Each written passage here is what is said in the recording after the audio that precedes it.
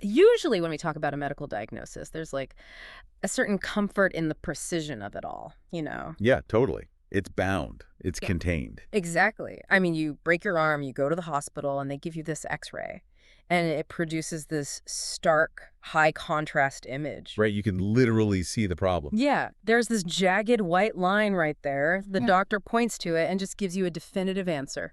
Broken. And because you can isolate it, you know exactly what mechanical steps to take to fix it. Right. You can draw a circle around the problem. It's entirely binary.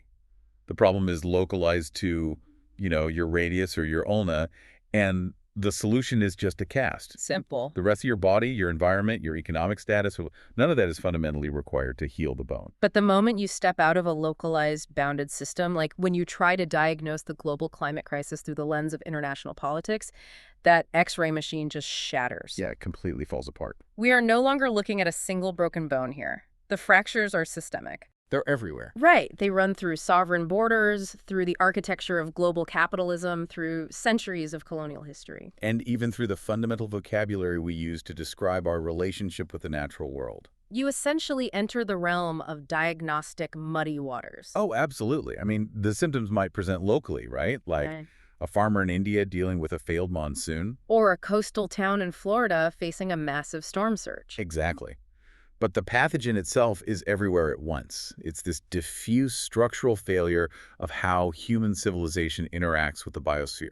And trying to read that impossibly complex X-ray is exactly our mission today. So welcome to Diplomacy and International Relations. We have so much to get through. We really do. We're going to be unpacking a phenomenal stack of research today, mapping this massive, messy collision between top-down international climate diplomacy and bottom-up grassroots environmental resistance. It's a huge clash. It is, and we want to see how that collision is birthing radical new political movements. But before we get into the heavy lifting, I want to remind you to follow and subscribe to the show wherever you're listening. Always important. Yes, and if you find value in these extensive explorations, I highly recommend checking out our Patreon. Subscribing there helps keep this completely independent analysis running. And it gives you some pretty great extras. Exactly. It unlocks access to extra content, including our highly detailed weekly and monthly briefings specifically focused on Danish politics. The link for that is in the description. And as you will see by the end of today's discussion, understanding the specific political climate in Denmark is going to be incredibly relevant. Oh, definitely. So we are essentially going to trace a straight line today, starting from the anarchic structure of global diplomacy all the way down to a hyperlocal political demand in Copenhagen. But to understand why a local movement eventually decides to demand a total systemic halt to their own domestic construction industry, we first have to understand the international machine they are reacting against. Right. We have to look at how the global political system actually perceives the Earth itself. And that means diving into international relations theory, or IR. Let's start with that international machine. When we look at global politics, the sources we're examining point heavily to the British scholar Martin White. Yeah, White is foundational here. He categorized the main theories of IR into what he called the 3 Rs. Realism, rationalism, and revolutionism. Right. So let's break down how these different lenses view the board, starting with realism, because let's be honest, it really is the dominant operating system of global power. It's the big one. It is. So realism operates on a very grim Hobbesian logic. It basically views the international arena as fundamentally anarchic. Meaning there are no rules? Well, meaning there is no world government. There's no global police force that can actually compel a sovereign state to do anything against its will. Okay, so every country is just out for itself. Exactly. The primary overriding goal of any sovereign state is survival, followed immediately by the maximization of its own power and security relative to other states. So it's the ultimate zero-sum game. Precisely.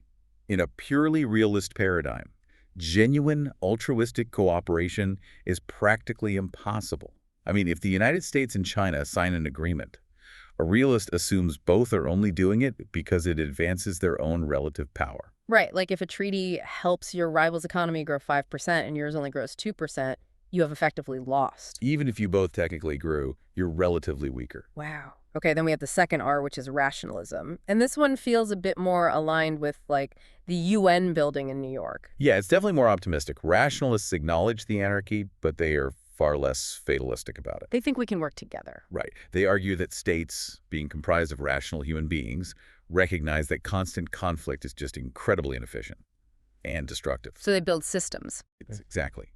Through diplomacy, international law, and institutions like the United Nations or the World Trade Organization, states can create rules of the road. They build regimes to manage shared resources. Right, to achieve mutually beneficial cooperation, even without that global police force holding a gun to their heads. Okay, so if realists are like the paranoid survivalists stockpiling weapons in a bunker, rationalists are the hopeful neighbors drafting a homeowners association agreement. That is a perfect analogy. Which brings us to the third R, revolutionism. So revolutionism just rejects the premises of both of those entirely. Just throws the whole board out. Pretty much. A revolutionist looks at the realist power struggles and the rationalist institutions and concludes that the entire architecture is built on exploitation. Like inherently flawed from the ground up. Yeah. They often draw on Marxist or post-colonial critiques. They argue that the system is designed to enrich a global core at the expense of a marginalized periphery. So for a revolutionist, you don't fix the world by tinkering with trade tariffs or signing another UN declaration. No. You fix it by fundamentally overturning the existing political and economic order.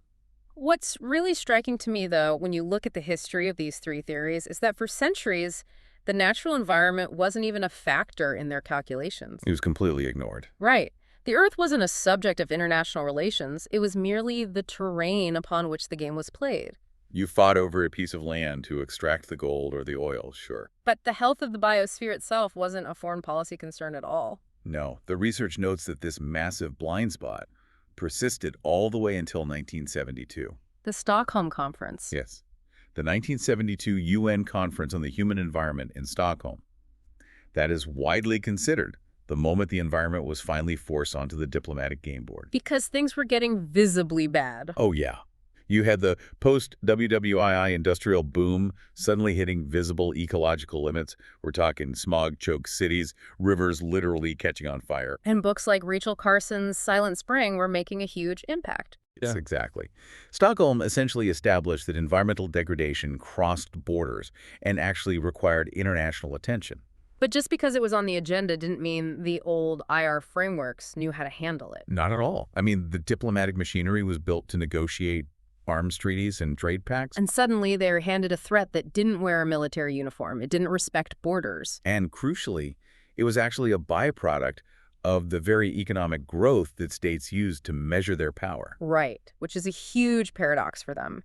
And that profound mismatch is what led to one of the most fascinating and honestly ultimately doomed diplomatic strategies of the 21st century. The attempt to securitize the climate. Yes. In 2007 and again in 2011, the UK and Germany attempted to force climate change onto the agenda of the UN Security Council. This is such a critical pivot in the history of climate diplomacy. They were essentially trying to rebrand the issue entirely. Right. They realized that environmental treaties were slow and largely toothless. So they walked into the Security Council, which, remember, is the only UN body with the actual teeth to authorize economic sanctions or military force. And they said, this isn't just an environmental issue anymore, this is a hard security threat. Exactly. They argued climate change is going to cause crop failures, mass migration, resource wars, and state collapse.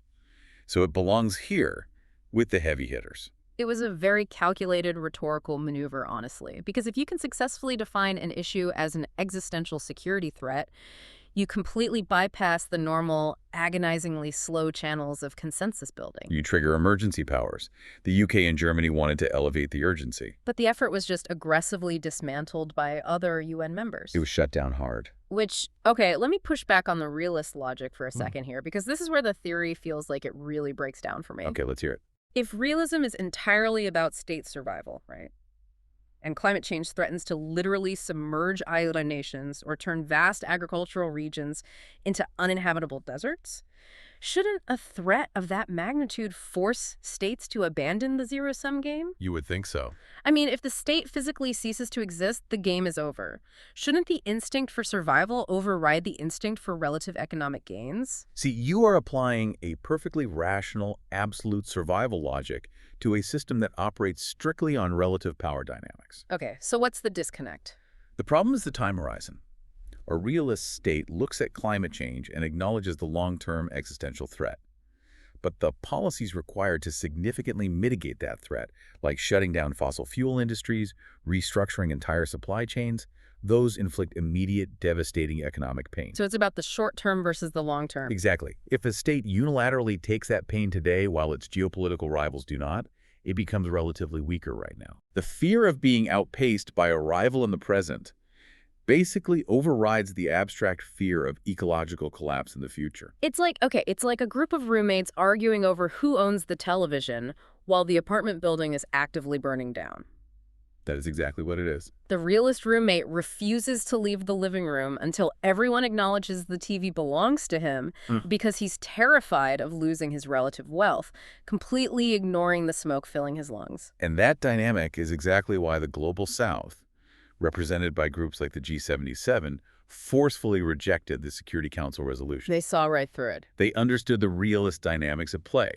The UN Security Council is dominated by the 5 permanent members, right? Yeah. The US, UK, France, Russia, and China. Who hold veto power. And who are historically the largest emitters.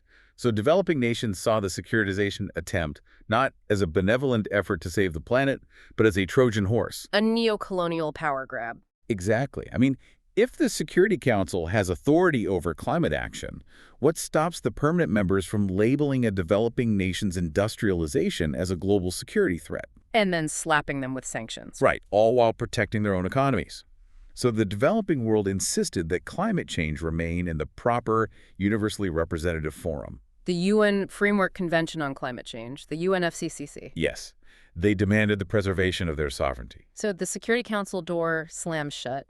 The issue is pushed back into the massive, unwieldy diplomatic arena of the UNFCCC, which operates on consensus. Which is incredibly slow. Painfully slow. And that brings us to the defining era of modern climate diplomacy, bookended by 2 colossal summits, COP15 in Copenhagen in 2009 and COP21 in Paris in 2015. Copenhagen in 2009 is still remembered as a profound trauma in environmental diplomacy. It's a disaster, right? It really was. The lead-up was massive. It was billed as the moment the world would finalize a binding top-down treaty to replace the Kyoto Protocol. But it just fell apart. The architecture of international relations simply buckled.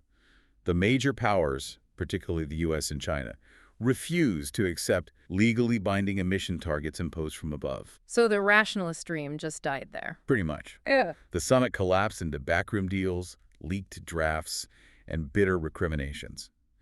It was a spectacular failure of top-down global governance. But then, 6 years later, the narrative completely flips with the 2015 Paris Agreement, which is almost universally celebrated as a diplomatic triumph. It was a huge turnaround. And the sources highlight research by Bexjan and Lovebran, who analyzed how the discourse evolved between that failure in Copenhagen and the success in Paris. They identified 3 overarching storylines that battled for dominance during this era. Right, so the first discourse they outline is green governmentality. Which is basically the language of technocracy. Exactly. It views the global climate as this incredibly complex biochemical machine that has gone out of balance. And so the solution is to just bring in the mechanics. Yeah, deploy armies of scientists, economists, and global administrators to measure, monitor, and manage the system. It relies heavily on top-down administrative control. Think of global carbon budgets, satellite monitoring, massive bureaucratic frameworks. It is the ultimate expression of faith in the expert class. Let the administrators turn the dials and fix the machine. Okay, so that's the first one. The second discourse is ecological modernization. This is the optimistic, reformist viewpoint. It's heavily favored by the business world and many Western governments. The green capitalism angle. Exactly. Ecological modernization argues that we don't need to dismantle capitalism to save the planet. We just need to upgrade it. It places immense faith in technological innovation. And market mechanisms. It champions carbon trading, green consumerism, and the belief that economic growth can be successfully decoupled from environmental degradation. Basically, we can innovate our way out of the crisis without fundamentally changing how we live. That's the pitch. And then we have the third discourse, which is a direct rejection of those first 2. Civic environmentalism. The grassroots approach. Right. Civic environmentalism represents the bottom-up demands of civil society and marginalized groups. It looks at the technocrats and the market optimists and argues they are treating the symptoms while ignoring the disease entirely. So it frames the issue differently. Very differently. It frames climate change not as a technical glitch, but as a profound crisis of justice, inequality, and human rights. It demands deep societal transformation rather than just market reform. Exactly. Insisting that those who are most affected by the crisis must have the loudest voice in solving it. So out of this battle between technocrats, market optimists, and grassroots activists, the diplomatic process crystallized 5 specific policy framings for how we actually handle the crisis. Right. The sources list them as mitigation, adaptation, infrastructure, which includes things like direct air capture. And solar radiation management, which is really just a polite term for geoengineering. Very polite term, yes. But I want to zero in on the first two, mitigation versus adaptation, because the political psychology surrounding them is wildly different. Oh, it's night and day. Let's start with mitigation. So mitigation is the act of reducing greenhouse gas emissions right now to prevent future global warming. And politically, that is a nightmare to sell. An absolute nightmare. Mitigation requires asking your current constituents to endure immediate, tangible sacrifices. Higher taxes on fossil fuels, job losses in legacy industries, expensive shifts in infrastructure. And the political payoff for a politician. Almost non-existent. The benefits of those sacrifices won't materialize for decades. And when they do, they will be shared globally, not just by the citizens who actually paid the price. It is exactly like trying to convince your constituents to pay off a massive high-interest credit card debt for someone they will never meet. Yes. I mean, you feel all the pain of writing the check every single month, but you never get to enjoy the items that were bought with the card. That is the mitigation trap. Adaptation, however, flips that dynamic completely. How so? Adaptation is about managing the impacts that are already locked in. It means building higher seawalls, developing drought-resistant crops, upgrading municipal drainage systems. So using our analogy, adaptation is like buying a sump pump for your own flooding basement. Exactly. You are spending money, yes, but you immediately see the water being pumped out of your own house. Yeah. You reap 100% of the benefit of your investment in real time. Right. A local politician can stand in front of a brand new seawall, cut a ribbon, and point to it as a concrete achievement that protects their voters today. But they cannot stand in front of a slightly less warm atmosphere in the year 2050 and ask for a vote. No, they can't. But while adaptation is politically easier to sell, it introduces this terrifying moral hazard. Distributional inequality. Exactly, because wealthy cities like Miami or London, they can afford to spend billions adapting their infrastructure. But poor coastal communities in Bangladesh or island nations in the Pacific simply cannot. So adaptation without mitigation essentially condemns the poorest parts of the world to absorb the full, unbuffered force of the crisis. It's a brutal reality. And this tension between the global responsibility of mitigation and the local instinct for adaptation, it fueled a massive polarization in public discourse. To understand this, the researchers analyzed the blogosphere during those critical years between Copenhagen and Paris. The blogosphere study is fascinating. Now, before we unpack these findings, it is absolutely crucial that we establish the parameters of our discussion here. Yes, very important. The source material analyzes the specific language and framing used on climate skeptic blogs versus climate activist blogs. It is vital to note for our analysis today that we are not here to debate the scientific validity of these claims. We are not endorsing either political viewpoint. Exactly. We are entirely impartial here. Our focus is entirely structural and linguistic. We are merely examining the discursive frameworks, the specific storylines that these disparate groups constructed to mobilize their bases and interpret the diplomatic events. That framing is essential. So the researchers analyzed over 350 blog posts from the UK, and they discovered 2 entirely separate ontological worlds. Let's look at the climate skeptical side first. Right. They mapped 4 distinct storylines there. First, the hoax storyline, which characterizes the entire climate agenda as a fabricated deception orchestrated by global elites. Okay. Second, no scientific evidence, which focuses on attempting to dismantle the methodology and data of mainstream climate science. Third is climate skeptical science, where bloggers elevate alternative scientific theories, like solar cycles, to counter the prevailing consensus. And the fourth one. And fourth, the injustice storyline. That fourth one is key because it uses a highly emotionally charged word, injustice. It really is the anchor of their argument. This storyline argues that climate policies, carbon taxes, regulations, the shift away from cheap energy are unfairly punishing regular citizens and crippling local economies for a threat they view as non-existent or exaggerated. Exactly. And then you cross the digital aisle to the climate activist blogs. where they found a different set of narratives. Yes, the researchers identified 5 contrasting storylines here. First, action, which simply demands immediate, sweeping policy interventions. Second, Second, social justice, framing the impacts of a warming world as a direct assault on the most vulnerable populations. third is disaster strikes, I believe. Right, which uses current extreme weather events as visceral proof of the unfolding crisis. Fourth is potential catastrophe, utilizing apocalyptic imagery of the future to motivate present action. And the fifth, And fifth, opportunity, which aligns a bit with the ecological modernization discourse we talked about, arguing that the transition to a green economy will spawn new industries, jobs, and a healthier society. what I find so striking about this research is that both the skeptic blogs and the activist blogs anchor their strongest emotional arguments in the exact same word, justice. That's the same word, but completely different definition. Right, they are operating in entirely different realities. The skeptic views the policy itself as an injustice to the taxpayer and the economy. While the activist views the emissions as an injustice to the vulnerable and the future. When the underlying definition of fairness is that profoundly polarized, it is no wonder the diplomatic summits felt paralyzed. And that concept of justice, of who is being wronged and who actually has a voice, brings us to a massive structural flaw within the UN climate process itself. The representation gap. Yes, the friction at a COP summit isn't solely about the text of the treaty.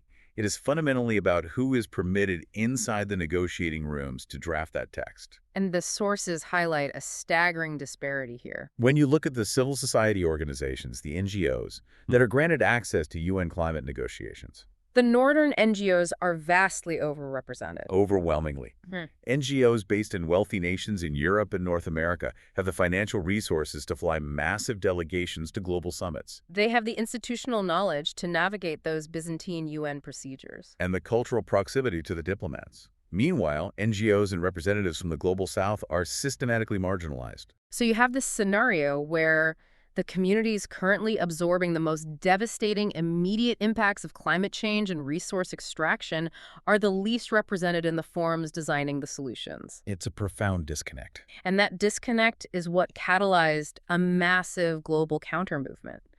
To understand it, we really need to trace the origins of what is now known as the environmental justice, or EJ, movement. It's fascinating to look at the history here, because the global EJ movement actually traces its conceptual roots back to the civil rights struggles in the United States in the early 1980s. Right. The genesis of the movement was the fight against environmental racism. Yes. In the U.S., marginalized groups, particularly African American communities, began documenting a highly disturbing, undeniable spatial pattern. Regarding where waste was dumped. Exactly. Toxic waste dumps, chemical incinerators, and heavily polluting industrial facilities were not distributed randomly across the landscape. No, they were disproportionately systematically placed in communities of color and low-income neighborhoods. It wasn't an accident of zoning.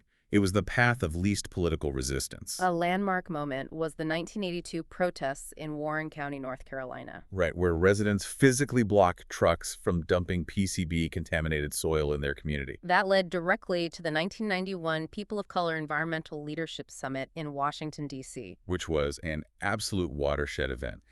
It explicitly linked the fight for civil rights with the fight for a clean environment. And as that American concept of environmental justice expanded globally, interfacing with indigenous land defense and peasant movements in the global south, it developed a highly specific, fiercely powerful vocabulary. The language they developed is crucial. The sources provide a list of terms coined by global EJ organizations, and analyzing these terms is so important because they completely reframe the narrative away from the sterile, technocratic language of the UN. They turn abstract economics into visceral stories. Exactly. Let's explore these. The first term is ecological debt. Right. So in traditional global economics, the narrative is that the global south owes massive financial debt to the institutions of the global north, like the IMF or the World Bank. That's the standard story. But the term ecological debt, which was popularized by scholars like Joan Martinez-Alier, flips that script entirely. How does it reframe it? It argues that the wealthy nations of the North achieve their unprecedented prosperity only by historically plundering the raw materials of the South. And by disproportionately utilizing the Earth's atmosphere as a free dumping ground for their industrial emissions. Exactly. Therefore, the true ledger shows that the North owes a massive, unpaid ecological debt to the South. It transforms a plea for aid into a demand for historical restitution. That is a staggering paradigm shift. It really is. Okay, the next term. Popular epidemiology. This term exposes the friction between lived reality and official science. Imagine a working-class town situated next to a petrochemical plant. The residents start noticing an unusual cluster of rare childhood leukemias or respiratory illnesses. They go to the local authorities, but the official government health data says emissions are within legal limits. Or perhaps the specific data simply hasn't been collected. Right. Popular epidemiology is when the community bypasses the state. They organize, they conduct their own health surveys, they map the illnesses themselves. Like, it is the immobilization of lay knowledge to challenge the official absence of data. It reminds me of the mothers at Love Canal or the residents of Woburn, Massachusetts. They knew their families were sick long before the state acknowledged the poisoned groundwater. Exactly. Okay, the next term from the sources. Food sovereignty.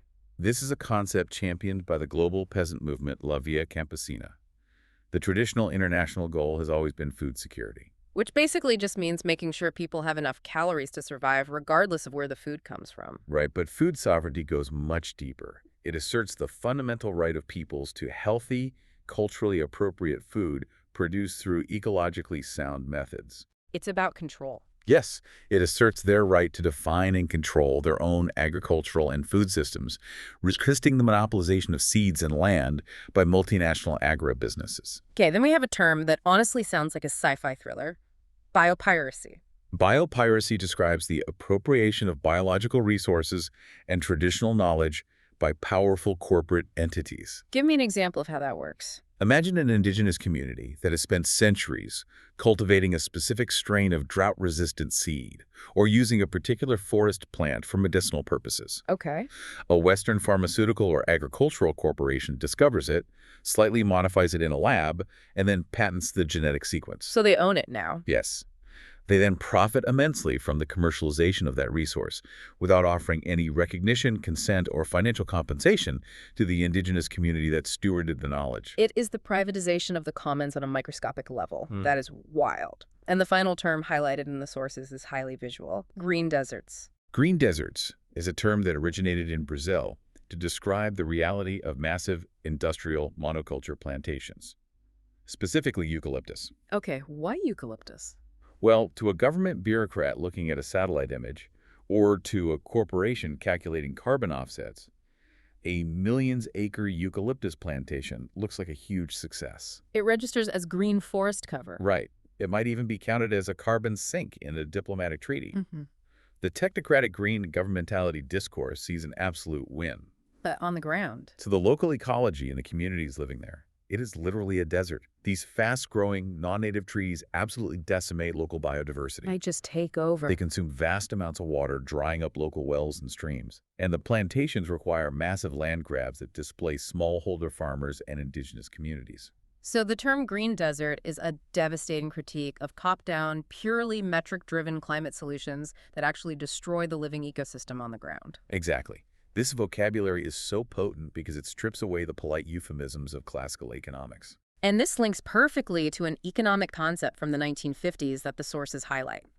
The economist K.W. Kapp made a profound observation about how we classify environmental destruction. Kapp's work is foundational here.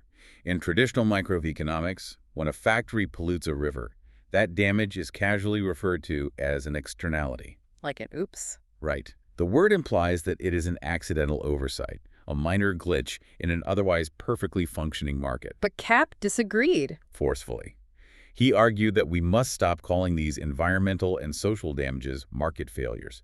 Instead, he defined them as cost-shifting successes. Cost-shifting successes, that fundamentally changes the intent. It does. It removes the veil of the accident. Kapp argued that shifting the cost of doing business onto third parties, onto the lungs of the local community, or the water quality of the river is not a failure of the enterprise. It is the deliberate structural mechanism by which private profit is maximized. Exactly. The firm improves its own profit and loss sheet precisely because it forces the public to subsidize its waste disposal. It is a highly successful maneuver of capital. And when communities realize that their health is being sacrificed to subsidize distant corporate profits, Localized grievances evolve into global movements. Which brings us to the acronyms. Right, we are all familiar with the dismissive acronym NEBY, not in my backyard. Usually thrown around by politicians to mock wealthy suburbanites who want green energy, but protest a wind turbine ruining their view. Exactly. But the EJ movement took that concept and evolved it into something deeply structural. NIABY, not in anyone's backyard. That evolution is the bridge from a localized complaint to systemic global solidarity. How so? Well, an MBY campaign just wants the toxic incinerator moved to the poorer town down the highway. An NIOBY campaign recognizes that the incinerator itself is the problem. They realize that if they successfully block the facility using their localized political power, the corporation will simply target a community with less power, perhaps in the global south. Right. And NIABY demands an end to the systemic production of the toxicity itself. And this isn't just theoretical framing. We can actually see this resistance mapped out globally. The sources point us to an incredible repository of data, the Global Atlas of Environmental Justice, or the EJATLAS. The EJATLAS is one of the most vital empirical tools we have for understanding the global economy right now. What exactly is it? It is an ongoing, massive, collaborative project spearheaded by academics, notably Joan Martinez-Elier again, working directly with activist organizations worldwide. And what are they mapping? Its purpose is to map ecological distribution conflicts. It documents the localized clashes where the expanding metabolism of the global economy meets the resistance of the people living on the extraction frontiers. The sheer volume of data is staggering. The sources track its growth, noting it expanded from 1,600 cases to 2,100, and by January 2022, it had mapped 3,600 distinct environmental conflicts. Every single dot on that map is a community physically fighting a mine, a dam, a plantation, or a pipeline.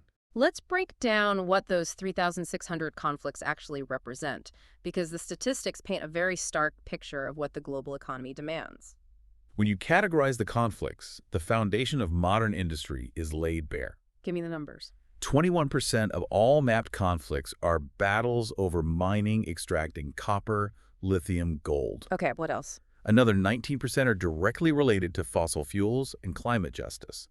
17% involve massive land acquisitions or biomass conflicts, and 14% revolve around water management, primarily the construction of massive hydroelectric dams that flood valleys and displace populations. So roughly 70% of the global resistance is aimed squarely at the foundational extraction layers required to keep global capitalism expanding. Precisely. And the demographic data is equally revealing. Where are these happening? 63% of these conflicts take place in rural areas. But the most striking statistic is that indigenous communities are involved in over a third of all documented cases globally. Over a third, despite making up a tiny fraction of the global population. Yes, because indigenous territories often sit on top of the last remaining unexploited frontiers of resources. They are on the absolute front lines of the collision between the demand for endless economic growth and the biological limits of the Earth. This brings us to a really vibrant debate within the academic literature provided in the sources. The researchers contrast a prominent theoretical movement in the global north called degrowth with the actual physical resistance happening in the global south, which they term the environmentalism of the poor. Let's define degrowth first. Degrowth is primarily an intellectual, academic, and activist movement that originated in Europe. Its central thesis is that infinite economic growth on a finite planet is a physical impossibility. Which makes sense mathematically. Right. It argues that attempting to decouple GDP growth from ecological destruction is a fantasy, and that wealthy nations must intentionally, democratically scale down their energy and resource throughput to bring the economy back within planetary boundaries. It's basically a macroeconomic critique of our obsession with GDP. Exactly. But the researchers analyzing the EJATLAS make a profound observation here. What did they find?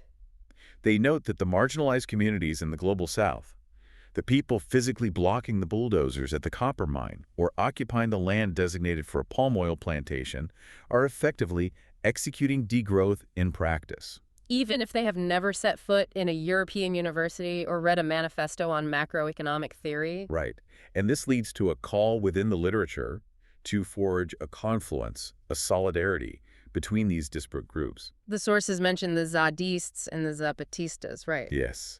They Point to the zadistes in France, activists who physically occupy zones to prevent the construction of useless infrastructure projects like new airports or mega reservoirs. And they compare them to the Zapatistas, the indigenous rights movement in Mexico. Exactly. The authors propose a unifying framework for this global resistance, updating the historic Zapatista slogan of land and freedom to land, water, air, and freedom.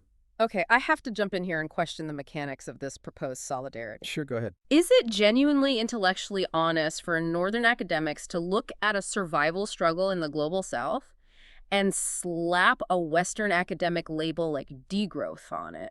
That's a fair question. I mean, if an indigenous community in the Amazon is fighting a multinational logging company, are they consciously advocating for the planned reduction of global energy throughput?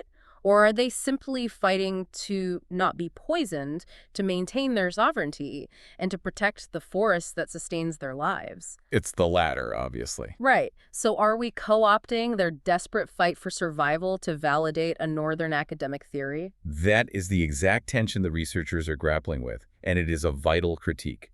You are completely right about the subjective motivation. It's just entirely different. A subsistence farmer throwing their body in front of a mining truck is not motivated by a desire to lower the GDP of the OECD nations. They are motivated by the multidimensional nature of their poverty and their vulnerability. They just want to survive. They know that if the mine opens, the company might extract immense wealth, but the local river will be contaminated with heavy metals, their ancestral land will be destroyed, and their autonomy will be erased. Their motivation is survival and justice. So how do the researchers justify the degrowth label? However, the authors of the e-Atlas argue that we must look at the objective outcome of their resistance. Ah, the outcome. Regardless of the vocabulary used, if an indigenous blockade successfully stops a massive copper mine from opening, the objective reality is that less copper enters the global supply chain, less fossil fuel is burned in the extraction process, and the accumulation of capital at the frontier is physically halted. So the effect of their resistance is the materialization of degrowth. Yes, the challenge for these movements is to recognize that their objective outcomes align, and to build solidarity based on mutual respect, without erasing the vastly different privileges and motivations that brought them to the barricades. The destination is the same, even if they took entirely different roads to get there. Well said. So, we have explored the high-level international diplomacy, and we have traced the grassroots resistance mapped across the global South. Now, I want to examine what happens in the middle. The subnational level. Exactly. We are going to look at the subnational struggle. How do regional governments, the states, the provinces, the municipalities deal with being squeezed between global UN targets from above and citizen demands from below? Subnational governments are essentially the bottleneck of the climate crisis. Why is that? The United Nations can draft a beautiful treaty, and national governments can sign it. But the actual physical implementation of those targets almost always falls to local and regional authorities. Let's look at the European Union as our case study here. The EU is famous for setting massive, sweeping climate targets. They established the 2020 targets aiming for a 20% reduction in greenhouse gas emissions, a 20% share for renewable energy, and a 20% improvement in energy efficiency by the year 2020. And they followed that with the roadmap to a low-carbon economy in 2050. These are colossal continent-wide goals. But how does a specific region actually absorb that mandate? The sources highlight the Emilia-Romagna region in Italy to explain this. Emilia-Romagna is a perfect microcosm of this struggle. It is a powerhouse region. It holds a massive concentration of Italy's population, its critical infrastructure, and its economic and industrial activity. So it's vital to the country. Very. And because it is the economic engine, it is also highly exposed and vulnerable to climate hazards, be it severe flooding, devastating heat waves, or disruptions to its agricultural sector. They know they have to act. The regional government recognizes the existential necessity of acting, but they face a structural nightmare when it comes to international coordination. The sources introduce a very specific term for this bureaucratic nightmare: the paradox of Lent targets. Yes. What is the mechanism behind this paradox? The paradox of Lent targets occurs when a mandate is handed down or lent from an international or national body to a local government. But the local government is not given the corresponding power, funding, or international coordination required to actually achieve it. Okay, give me an example of how that plays out. Imagine you are the regional governor. The global community sets a strict mitigation target. You must cut carbon emissions in your region by 30%. That target is lent to you. Okay, I have my target. However, you do not control national energy policy. You cannot dictate the international supply chains of the factories operating in your region. You don't have the budget to instantly overhaul the entire transit system. So I'm stuck. Exactly. Furthermore, as we discussed earlier, mitigation targets are global, but adaptation needs are immediate and local. So I have local citizens demanding I spend my limited budget building flood defenses right now. While the national government is demanding you spend it on long-term carbon reduction to meet an international treaty obligation. The paradox paralyzes local action completely. You are handed the final exam, but you are denied access to the textbook, the classroom, and the pen. To overcome this systemic paralysis, the research points to a Norwegian project called Just Transform, and specifically to JPI Climate's concept of the three spheres of transformation. They argue that local governments fail because they treat climate action purely as a technological problem. It's just a matter of swapping out machines. Right, which isn't enough. The Just Transform framework asserts that for any genuine ecological transition to take root, it must simultaneously engage three distinct spheres. What's the first sphere? The first is the practical sphere. This is the tangible stuff, the solar panels, the electric buses, the engineering skills, the physical infrastructure. It is necessary, but alone it is insufficient. Okay, what's the second? The second is the political sphere. This encompasses the invisible architecture of society, the zoning regulations, the tax incentives, the subsidies that still favor fossil fuels, and the power dynamics of who actually benefits from new infrastructure. And the third?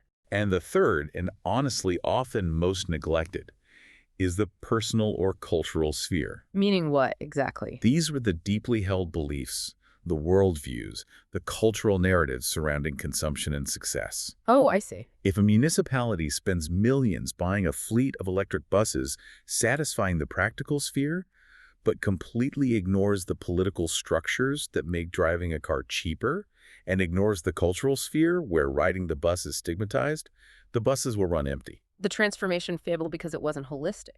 Exactly. Which brings us to the culmination of everything we have discussed today. We've covered a lot of ground. We have traveled from the failures of the UN Security Council through the polarizing language of the blogosphere, down to the indigenous blockades mapped on the e-Atlas, and into the bureaucratic bottlenecks of European regions. And now we bring it all home. Now we are going to look at how this immense historical and ecological pressure produces a hyper-specific, genuinely radical political demand within the domestic politics of Denmark. To understand the Danish movement, we must first confront the staggering material reality of the construction sector. This blew my mind. We often think of aviation or plastic straws when we think of environmental damage. But the built environment is the true behemoth. How big are we talking? Globally, the extraction of materials, mining sand, gravel, iron ore, is responsible for a devastating 80% of global biodiversity loss. Wow. And the construction sector alone is responsible for devouring 40 to 50% of all global material extraction. Furthermore, the process of building and operating these structures accounts for approximately 30% of global CO2 emissions. Half of everything we physically rip out of the Earth's crust is used to build our environment. And the data from Denmark specifically is even more intense. What do the Danish numbers look like? The sources reveal that material use for housing alone constitutes 32% of Denmark's entire share of material consumption. 32% just for housing. Just for housing. That single sector eclipses both their massive manufacturing industry and their globally renowned agri-food sector. Housing is the leviathan eating the Danish carbon budget. Because the building sector possesses the greatest impact, it logically bears the greatest responsibility for mitigation. And this is where we see the top-down science of the UN colliding with ground-level action. The sources detail the creation of the reduction roadmap by a Danish nonprofit. This is a fascinating document. It really is. It essentially takes the abstract global aspirations of the Paris Agreement and the Montreal Agreement and brutally translates them into strict, mathematically derived, industry-specific carbon budgets for the Danish construction sector. They are taking the UN's homework and actually doing the math. Exactly. They're saying, if humanity is going to avoid crossing the 1.5-degree threshold, there is a finite amount of carbon left to burn. Here is exactly how much the Danish building industry is allowed to emit per square meter. And their methodology relies on a concept called absolute sustainability. Explain that concept. The distinction between relative efficiency and absolute sustainability is the crux of the entire argument here. Okay. For decades, the ecological modernization discourse has championed relative efficiency. We celebrate when a new apartment building requires 15% less energy to heat than a building constructed in the 1990s. Sounds like a win. But if you build 1 million of those slightly more efficient buildings, your total aggregate emissions still skyrocket. That's the Jevons paradox in action, right? Precisely. Absolute sustainability rejects that framing entirely. It argues that the Earth does not care if your building is 15% better than the old one.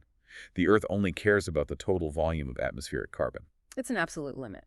Absolute sustainability demands that all human activity, including construction, must fit strictly within the hard, non-negotiable physical limits of the planetary boundaries, as defined by Earth system scientists. And when you accept the math of the reduction roadmap and you accept the premise of absolute sustainability, it forces a deeply radical conclusion. Merely trying to do less harm is no longer biologically sufficient. Right. The current architectural and construction paradigm is based on an endless cycle of extracting virgin materials, demolishing the old, and building anew. The activists describe this as a cycle of continuous degeneration.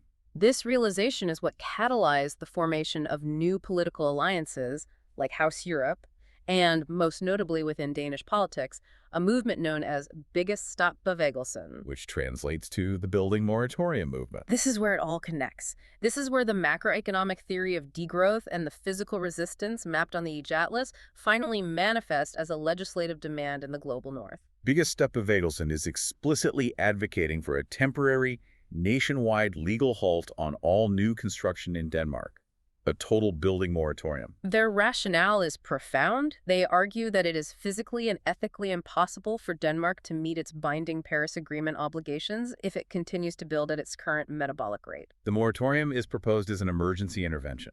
Yes, a pause to force the industry to completely rebalance its practices, transition away from virgin extraction, and learn how to actually operate within planetary boundaries. And they are pointing out that this isn't just an ecological failure, it's an intercepting social failure, too. How so? The sources outline their argument that the Danish building sector is accelerating the climate crisis, yes, but it is simultaneously producing poor quality housing and harboring a toxic, exploitative working culture. It is a systemic critique.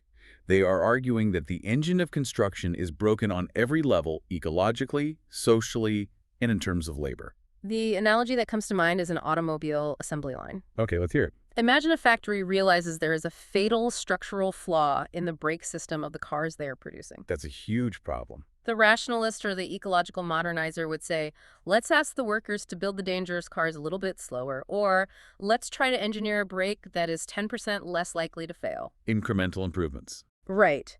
But Byggestoppbevægelsen is saying no. You hit the massive red emergency button, you stop the entire assembly line immediately, and you do not start it again until the fundamental engineering flaw is resolved. The building moratorium is the big red button for the Danish construction economy. And the resistance to hitting that red button is immense, because it directly challenges the foundational premise of economic growth. It's a tough pill to swallow for a capitalist economy. But the sources provide a stark counter-narrative to illustrate the consequences of inaction. They include a haunting, highly evocative fictional scenario written by an author named Kim. This scenario is designed to shatter the illusion of northern invulnerability. Kim's scenario is incredibly effective because it is so mundane in its horror. It imagines a future where the global diplomatic process has completely failed, and the average global temperature has risen by a catastrophic 3 degrees Celsius. But it focuses on how this slow apocalypse initially unfolds in a wealthy nation like Denmark. It describes how, in the beginning, the warming was actually perversely celebrated. It captures the terrifying myopia of our economic systems so perfectly.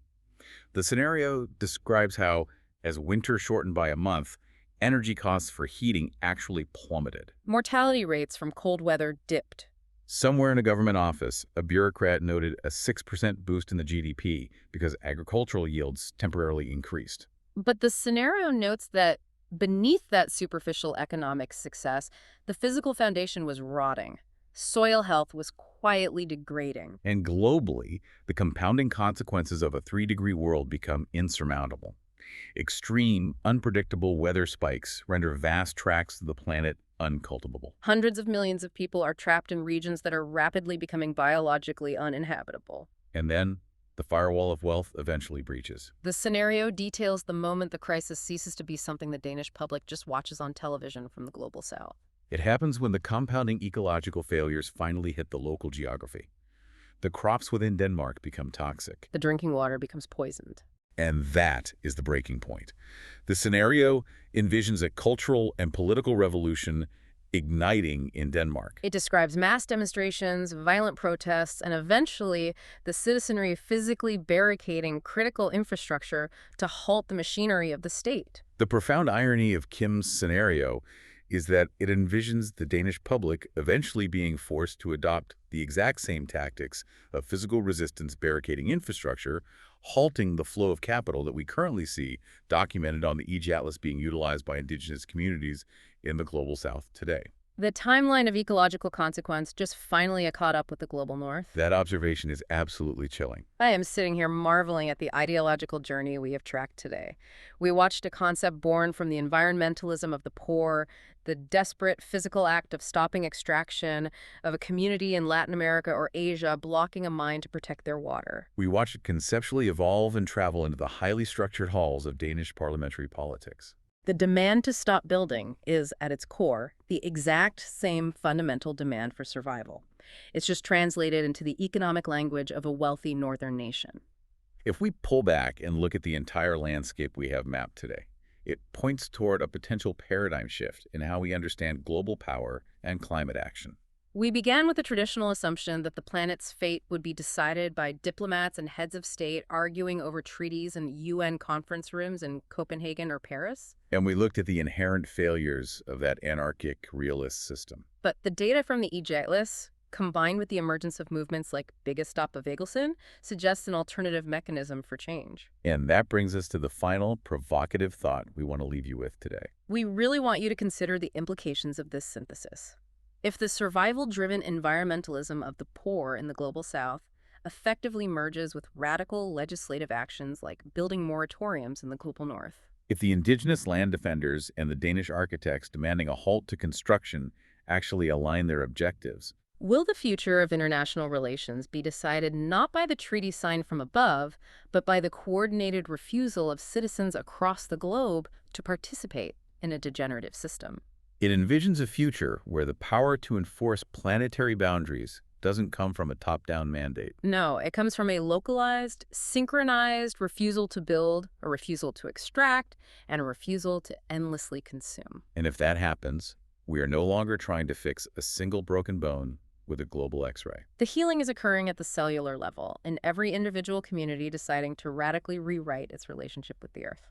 Well, we want to thank you for joining us for this incredibly expensive exploration today. We hope this analysis has equipped you with a new, sharper lens through which to view the news, global diplomacy, and the local politics happening in your own backyard. It's been quite a journey. It has. Please remember to follow the podcast, and we strongly encourage you to take a moment to rate the show 5 stars.